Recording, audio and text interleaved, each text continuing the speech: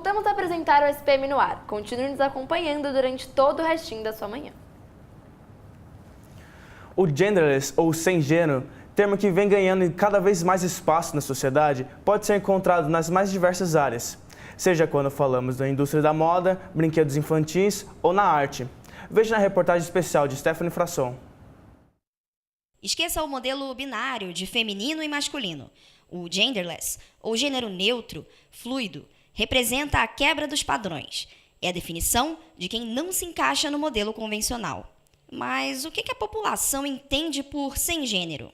Eu acredito que existem sim pessoas assim. Eu não entendo porque eu não sou assim, então assim, não dá pra você se colocar no lugar da pessoa, né? Eu acho que existe casos e casos. Eu acho que realmente tem gente que se sente assim e que não se identifica com nenhuma forma de sexualidade e tal, e é uma maneira de se expressar. Eu acho que é o livre-arbítrio para cada um. Eu sei que na lei do homem pode tudo, mas na lei de Deus todo mundo sabe o que faz. Mas para falar sobre o que é ser sem gênero, a gente precisa falar de um termo guarda-chuva, ou seja, que abriga vários outros, o genderqueer. Uma construção sociocultural, portanto, algo que é historicamente dado, culturalmente influenciado e contingente, muda de um lugar para o outro, muda de um tempo para o outro, né? E tem a ver com representações do masculino e do feminino, papéis considerados masculinos, papéis considerados femininos, em cada cultura, em cada sociedade, em cada momento histórico. E a sexualidade tem a ver com as orientações sexuais, com a orientação sexual do desejo, com as práticas sexuais, com o comportamento sexual. Desde que se entende por gente, Daniel se assume como alguém que busca escapar desse modelo binário. É você ter uma mente aberta, gente. Não tem essas coisas de menino, menina. São pessoas. Todo mundo são pessoas. Tanto você chega... Você não vai falar assim, gente, eu vou conversar só com ela só porque ela é menina. Não, você vai conversar porque ela é uma pessoa, não importa o gênero dela. O reconhecimento de gênero acontece logo na primeira infância. Já a orientação sexual é revelada na adolescência, quando começa o desenvolvimento hormonal, com as respostas sexuais. Para a mãe do pequeno Benjamin, é importante que a criança seja ouvida e respeitada sobre suas escolhas. Porque eu também sofri bastante pela questão de gênero, por ter nascido mulher e todas as dificuldades que isso tem. Então eu quis deixar o bem o mais longe disso possível, dessas diferenças todas de gênero. Eu tento não diferenciar. Eu e todo o nosso convívio, brinquedo de mulher, brinquedo de homem, cabelo para menino, cabelo para menina, cor, sendo que não existe nada que diferencie de fato o que é para menino e o que é para menina. As crianças, elas tendem a absorver isso de uma maneira muito mais tranquila. Então, quando uma criança pergunta, por que você tem cabelo comprido? Aí ele fala, porque eu gosto. Ah, tá. Tipo, é muito mais simples, sabe, na visão de uma criança. Ainda dentro dessa temática, vamos agora interagir com os nossos telespectadores. O Thales, que está acompanhando a nossa live via Facebook, ele quer te perguntar, Vanessa, como esse assunto deve ser tratado nas escolas? Bom, em primeiro lugar que é um assunto delicado. Já está tendo tanta polêmica, todo mundo, não quero questão de gênero, com a vinda da Judith Butler aí, realmente degringolou essa questão. Bom, em primeiro lugar, na escola, a gente tem que saber em que momento a gente vai começar a falar sobre questão de sexualidade, tá? Tem etapas na nossa vida, no desenvolvimento, que a gente, cognitivamente, a gente não processa essa mensagem. Ou até fala, eu entendi, mas não chegou a informação. Então, assim, inicialmente, a escola ela pode falar a questão do corpo, né, as diferenciações do corpo, mostrar as diferenças, a questão da genitália, né, a questão reprodutiva também tem que ser falado, porque a gente tem um aumento de adolescentes ou crianças que acabaram de iniciar uma atividade sexual e que estão engravidando. A sífilis aumentou muito, então as pessoas elas precisam dessa parte médica. Né? E acredito muito que na questão da adolescência, que é onde tem aquele conflito que eu falei em outro bloco, precisa ter talvez até um psicólogo, um psicopedagogo para acompanhar e ouvir essas pessoas. Mais do que a gente impor alguma coisa, é ouvir qual é a sua dúvida. Porque senão fica algo que não, é assim, tá certo e vai ser desse jeito. Não, você ouviu, com certeza, gente, tem internet, não dá para dizer que a criançada não tem contato sobre esses assuntos. Exatamente. Elas têm contato. Então, o que elas estão curiosas. Então, você pode abrir abrir um espaço, então, um espaço educativo mesmo, pensando, olha, as das doenças, a parte reprodutiva, que funciona desse jeito, você tem que tomar cuidado, não tem que tomar cuidado. Então, essa parte educativa e a parte de autoconhecimento. Então, eu acredito que na escola a gente pode pensar em 2 momentos de educação sexual, né? Educação sexual no início, para a criança entender o que é aquele corpo que ela possui, e uma segunda parte, assim, agora que você reconheceu o corpo e viu, vamos falar de outras coisas. Agora, traz para mim e aí a pessoa que tem a competência, ela vai trabalhar isso com a criança.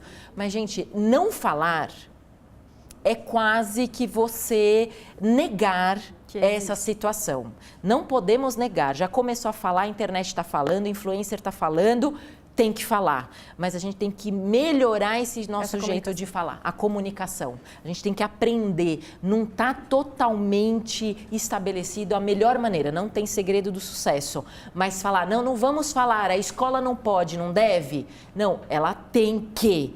Mas também em casa precisa ter essa liberdade da criança chegar e falar, olha, eu estou percebendo tais coisas. Você não precisa aceitar. Ah, mas eu nunca quis, eu quis sempre um filho perfeito, uma filha perfeita. Ok, esse é o filho que você tem que conversar. Você tem que ouvir. Você tem que ouvir. Exatamente. Obrigada, Vanessa. No dia 25 de novembro, estreou a mostra Ocupação Nise da Silveira, lá no Itaú Cultural. O evento é em homenagem à psiquiatra que foi a pioneira na renovação das estruturas de saúde mental no Brasil. A repórter Fernanda Badini está lá e tem mais informações sobre o evento. Bom dia, Fernanda. Bom dia, Giovana. Bom dia a todos os estúdios, telespectadores. Eu estou aqui na exposição Nise da Silveira, a 37ª ocupação aqui do Itaú Cultural. A exposição ela traz um pouquinho sobre a trajetória da psicóloga, da psiquiatra que foi pioneira nos estudos e na estruturação da saúde mental aqui no Brasil. A gente tem vários quadros, vários métodos, vários textos contando sobre questões da vida dela, sobre questões do trabalho dela. E lá no térreo tem um pouco de trabalho que você pode fazer uma experimentação a respeito dos métodos de psicologia que ela usava também. Fica aqui no Itaú Cultural, na Avenida Paulista, até o dia 28 de janeiro, das 9 da manhã às 8 da noite, de terça a sexta-feira, e de sábados, domingos e feriados, das 11 da manhã às 8 da noite. Fica a dica aí para os telespectadores também. Até mais, volta para o estúdio. Obrigada, Fernanda. Continue enviando suas perguntas no Facebook, que eu estou acompanhando todas, em tempo real. Muitas pessoas adoram um bom livro, seja para passar o tempo ou para entreter. Existem vários estilos de obras, incluindo as de temática LGBT. O número de títulos vem aumentando no mercado. Quer ver mais sobre isso? Veja a seguir na reportagem de Walter Niema. De 2015 para cá, algumas das maiores editoras do país dobraram o número de livros com a temática LGBT. Isso se deve ao trabalho de escritores desse gênero e também de leitores interessados no tema. Uma pesquisa feita na Rússia por um brasileiro constatou que em 2015 e 2016 o número de livros publicados com a temática LGBT por 6 editoras passou de 80 histórias para 120, um aumento de 50%. Eu posso dizer que de 5 anos para cá, realmente as pessoas perceberam que esse público consome cultura, consome arte, lê, né? E precisam de uma voz. E assim surgiu uma mesa em uma livraria no shopping de São Paulo. Há 4 anos, aqui ficam os livros destinados ao público LGBT. A gente percebeu, até por conta da livraria se localizar num shopping que tem um público LGBT forte, a gente achou interessante abordar esse assunto e ter livros que conversem com esse universo. E a gente percebeu que a demanda desses livros em algumas livrarias era muito menor. Tinha pouco espaço ou quase nenhum. Então a gente descobriu que era um filão bacana da livraria desenvolver e ter esse público mais próximo. Gerson Ramos é diretor comercial de uma importante editora que investe em títulos nesse estilo. Eu acho que a tendência, apesar de vivermos um momento tão quase de trevas, tão reacionário, tão fechado, a tendência é que o varejo do livro consiga perceber que não é necessário segregar uma coisa da outra. Então, se o livro tem por si só qualidades literárias, editoriais e condições de atendimento da capacidade de abastecimento da livraria, ele vai estar bem exposto por um conjunto de elementos que fazem com que o projeto seja interessante para a livraria, porque a editora também tomou essa providência antes. Desse modo, o mercado está mais aberto para escritoras como Victoria Hope, jovem formada em jornalismo, lésbica e escritora, publicou recentemente o livro O Guia da Espionagem para Cavalheiros, que conta com 2 protagonistas gays. Há uns 4 anos atrás, provavelmente meu livro não seria publicado, porque as editoras, o mundo literário brasileiro, ele é bem fechado ainda. Era um pouquinho mais há uns anos atrás. Hoje em dia foi muito mais fácil e eu creio que daqui a alguns anos, ou até mesmo ano que vem, o mercado esteja ainda mais aberto para publicações com temática LGBT. Como visto na reportagem, o mercado literário LGBT vem ganhando força no espaço editorial cada vez mais. Vanessa, a que você atribui essa força, tendo em vista que as descobertas sexuais já estão em pauta há um tempo? Por que só agora que esse público está se desenvolvendo? Então, não é só agora, tá? Agora eles têm muito mais visibilidade, têm muito mais acesso de diversas mídias para estar se mostrando. Mas essas questões mais específicas de sexualidade e tudo, ela já vem há muito tempo na nossa história. Então, agora as pessoas, elas estão tendo mais vontade de mostrar, vontade de estudar. Então, você vê que hoje, o que eu vejo em sala de aula, hoje, assim, as aulas são riquíssimas, porque você vê que é aquela sede de conhecimento. Não, peraí, eu acreditava que era de um jeito, eu estou vendo que é assim. Então, é muito interessante essa busca constante de entender. Isso é um ponto muito positivo. Isso me abre várias possibilidades para a humanidade que nós teremos jeito. Né? Porque as pessoas, elas, eu nunca ouvi falar, mas eu vou olhar o livro. E tem livros excelentes pra gente, e não são livros pesados, por exemplo, acadêmicos, de falar, nossa, eu vou ler Michel Foucault, toda a teoria. Não, tem livros mais leves, mas que falam minimamente, de um jeito muito gostoso, fluido de ler, e a pessoa, ela já se aproxima, né? Junta os livros, junta documentários, a gente tem filmes, Netflix é uma maravilha para falar de sexualidade. Tem muito filme, muito documentário, e eles trazem essa parte também do livro como aprendizado. Como eu falei no primeiro bloco, é muito importante a gente reforçar. A gente só vai chegar por um caminho e uma luz no final do túnel se a gente investir na aprendizagem e na construção desse conhecimento. Porque senão é muito fácil virar para as pessoas e falar, vai no Google. A pessoa não vai.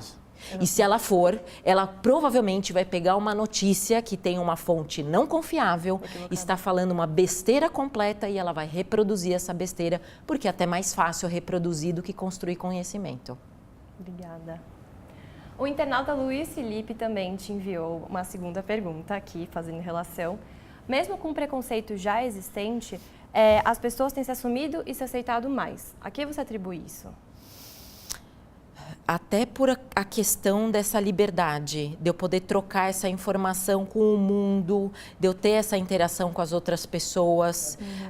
E existe hoje, eu vejo muito nos jovens, essa busca do conhecimento, de autoconhecimento, que na minha época, vamos dizer, hoje uma geração atrás de vocês, a gente estava muito normatizado. Então, a gente é assim que tem que ser, então é assim que tem que ser. Hoje vocês têm essa flexibilidade de ter tantas possibilidades, então isso só instiga mais curiosidade, em saber mais, em buscar mais. Então, eu vejo a geração dos jovens, é uma busca constante de alimentar essa curiosidade, de explorar as novidades, experienciar coisas, que isso é fantástico. Isso é um primeiro caminho que eu espero muito dos jovens, de que essas pessoas que estão vindo agora, são essas pessoas que são os transformadores.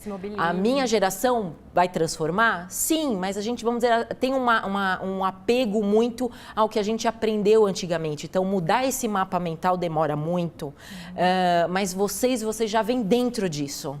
Então, vocês têm um facilitador, que essa informação, essas mídias, as pessoas, elas querem se mostrar mais. E que é bárbaro. Nossa, aprovo 100%. Tem que se mostrar, tem que garantir a autonomia. Mais do que falar em diversidade, a gente tem que falar em respeito e direitos humanos. Muito obrigada. Muito obrigado, Vanessa. Muito obrigado, Vanessa, por ter participado do nosso programa, por ter aceitado o nosso convite para vir até aqui. Agradeço imensamente o convite de vocês. Adoro o tema. Obrigado a você também, Carolina, por ter feito a conexão com os internautas. Obrigada. Obrigada a vocês, espectadores, por nos assistirem até aqui.